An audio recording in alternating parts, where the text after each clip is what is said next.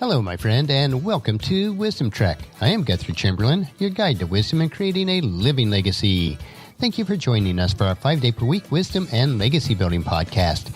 This is day 868 of our trek and time for our Philosophy Friday series. Each Friday, we will ponder some of the basic truths and mysteries of life and how they can impact us in creating our living legacy. As we continue on this trek that we call life, sometimes we have questions about life. So our Friday trek is a time where we can Ask Gramps. Gramps will answer the questions that you would like to ask your dad or granddad, but for whatever reason, this is not possible. No matter how old we are, I know that all of us would like the opportunity to ask Dad or Gramps questions about life in many areas. We will address areas such as finances, relationships, health and fitness, business and work, home repairs and renovations, seasons of life, spiritual and biblical questions, and any other areas that come our way. As your fellow sojourner and mentor on this trek that we call life, it is Gramps' goal to provide you with practical wisdom and advice about any area of life. It is crucial that we receive a constant flow of questions, so please submit your questions to Guthrie at wisdom-trek.com, and Gramps will answer them on our Friday podcast. We are broadcasting from our studios at the Big House in Marietta, Ohio. While any time of year we can fall prey to eating junk food, we are no less tempted during the summer cookouts and family gatherings. Spring and summer gives us extra opportunities, though, to get outside and exercise more. We can establish new and proper habits, and there are more opportunities to buy healthy, locally grown produce. It is time to begin new habits of eating healthy and exercising. So our question for today is, Hey Gramps, I have a difficult time avoiding junk food. Even though I know I should make better food choices, I so often fall back into the habits of gorging myself with food that is unhealthy and causes me to gain weight. How can I change? So today we're going to look at why we actually crave junk food. This is somewhat of a complex question, so I'm going to split my response into two parts. This week we will explore why we do crave junk food, and next week we will explore how to change your eating habits. I want to ask you this question, though, before we dive in. Do you really desire to change? No amount of scientific proof or logic will cause you to change unless you accept the responsibility for yourself and you choose to change your eating habits. Most of us know that junk food is unhealthy. We know that poor nutrition is related to heart problems, high blood pressure, and a host of other health ailments. You might even know that studies show that eating junk food has been linked to depression. But if it is so bad for us, why do we keep eating this junk food? There is an answer, and it has much more to do with just your willpower. If you understand the scientific reasons why we crave junk food, then you can make intelligent choices to also avoid it. Much of the information to answer this question comes from a report titled, Why Humans Like Junk Food, and it was written by Stephen Witherly, a food scientist. He explores the scientific reasons why junk food is so desirable to all of us. According to Witherly, when you eat tasty foods, there are two factors which make the experience pleasurable. The first one is the sensation of eating the food. This includes what it tastes like, whether it's salty, sweet, spicy, or etc., what it smells like, and how it feels in your mouth. This last quality is known as orosensation and can be particularly important. Food companies will invest millions of dollars to discover the most satisfying level of crunch in a potato chip. The scientists will test for the perfect amount of fizz in a soda. These factors all combine to create a sensation in your brain that associates with a particular food or drink. The second factor is the macronutrient makeup of the food, the blend of proteins, fats, and carbohydrates that it contains. In the case of junk food, food manufacturers are looking for that perfect combination of salt, sugar, and fat that excites your brain and gets you coming back for more. And let's look at how they actually do this. There is a range of factors that scientists and food manufacturers use to make food more addictive.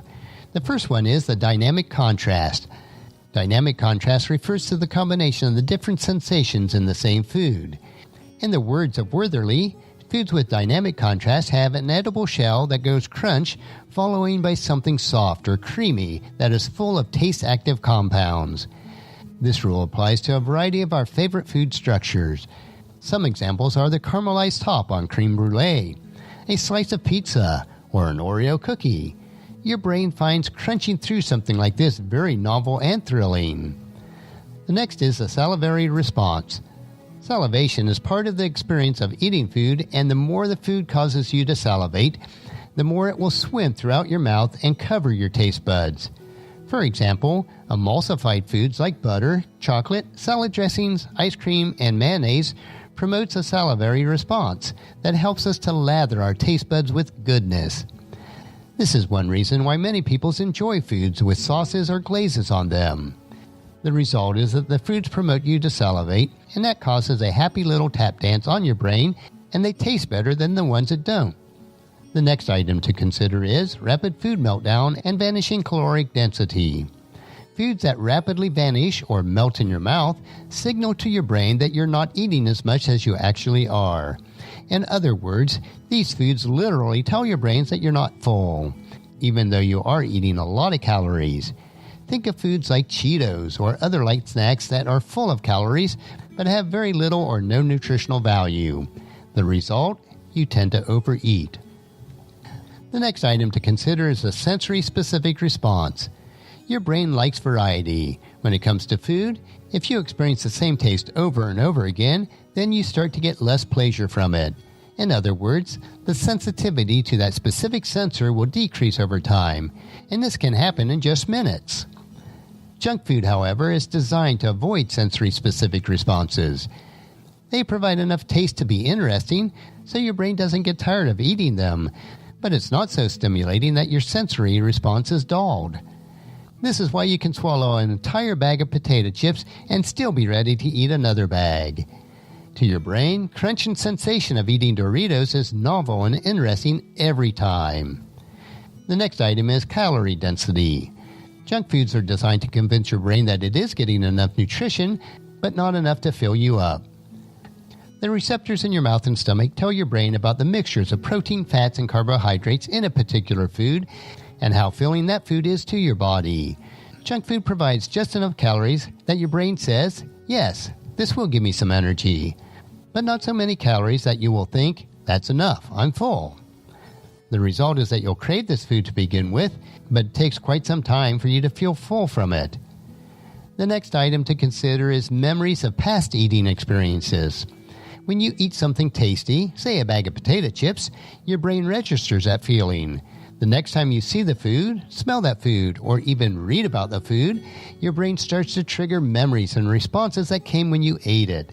These memories can actually cause physical responses like salivation and create mouth-watering cravings that you get when you're thinking about your favorite foods. All of these points bring us to the most important question of all. Food companies are investing millions of dollars to design food with addictive sensations. What can you and I do about it? Is there a way to counteract the money, the science, and the advertising behind the junk food industry? Well, we will have to save that response for next Philosophy Friday.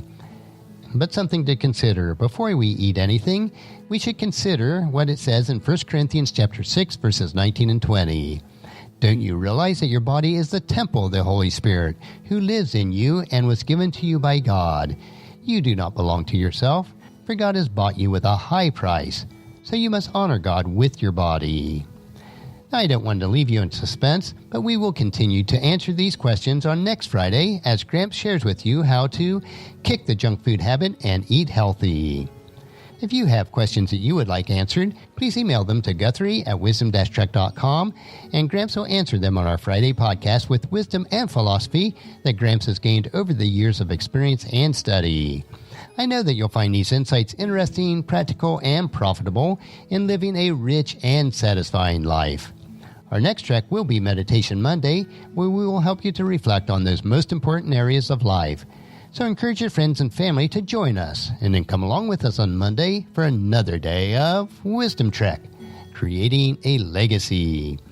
If you'd like to listen to any of the past 867 daily treks or read the associated journals, they are all available at wisdom-trek.com. And I encourage you to subscribe to Apple Podcasts or Google Play so that each day's trek will be downloaded to you automatically. And thank you so much for allowing me to be your guide, your mentor, but most importantly, I am your friend as I serve you through the Wisdom Trek podcast and journal. And as we take this trek of life together, let us always live abundantly, love unconditionally, listen intentionally, learn continuously, lend to others generously, lead with integrity, and then leave a living legacy each day. I am Guthrie Chamberlain, reminding you to keep moving forward, enjoy your journey, and then create a great day every day. See you on Monday.